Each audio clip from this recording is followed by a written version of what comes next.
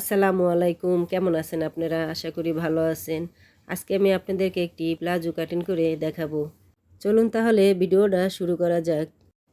আমি এখন কাপড়টাকে খুলে 2 ভাঁজ করে নিয়ে ইঞ্চি টেপ দিয়ে মাপ দিয়ে নেব। এখানে কতটুকু কাপড় আছে আপনাদেরকে আমি দেখাবো। এখানে কাপড় আছে 40 ইঞ্চি। এখানে কাপড় হবে তাহলে 2.5 গজ। 2.5 গজ এখানে কাপড় আছে। আমি এখন কাপড়টাকে 4 ভাঁজ করে মিলিয়ে নিচ্ছি। এখানে বন্ধ পাশটা আমার দিকে আর খোলা সাইডটা এদিকে রেখেছি। আমি এখন এলাস্টিকের জন্য 2 ইঞ্চিতে দাগ বসিয়ে দেব। এলাস্টিক বা রশি আপনারা ব্যবহার করতে পারবেন। এখন আমি দাগটাকে সমান করে মিলিয়ে নেব।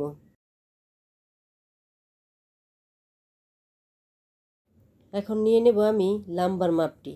আমি এলাস্টিকের 2 ইঞ্চি বাদ দিয়ে লাম্বার মাপটি নেব। এখানে আমার এলাস্টিকের 2 ইঞ্চি বাদ দিয়ে আমি 35 ইঞ্চি নেব। আমার প্লাজোটা 35 ইঞ্চি হবে সেলাই করার পরে। আমি 35 ইঞ্চিতে একটা দাগ বসিয়ে দেব। এখানে আমি আরও 3 ইঞ্চি কাপড় এক্সট্রা নেব। নিচের পায়ের হেমটা আমি চড়া করে দেব। এখন আমি স্কেলের সাহায্যে দাগগুলি সমান করে দিয়ে নেব। এখন আমি নিয়ে নিব হিপের মাপ। হিপের মাপ হবে আমার এলাস্টিকের 2 ইঞ্চি বাদ দিয়ে আমি এখানে 14 ইঞ্চিতে একটি দাগ বসিয়ে দেব। এলাস্টিক সহ টোটাল হবে আমার 16 ইঞ্চি। নিয়ে নেব আমি পায়ের মুহুরির মাপটা। এখানে যেহেতু প্লাজো হবে তাই আমি এখানে নেব প্যান সিস্টেমের মতো পায়ের মুহুরির মাপটা ছোট করে নেব। এখানে আমি 6 ইঞ্চি নেব মুহুরির মাপ। আরও আমি 1 ইঞ্চি এক্সট্রা সেলাইয়ের জন্য নেব।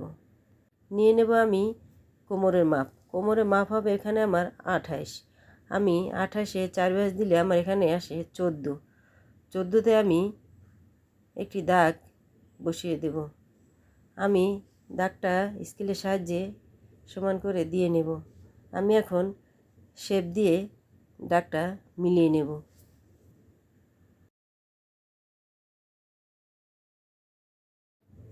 এখন আমি স্কেলের সাহায্যে দাগগুলি মিলিয়ে নেব।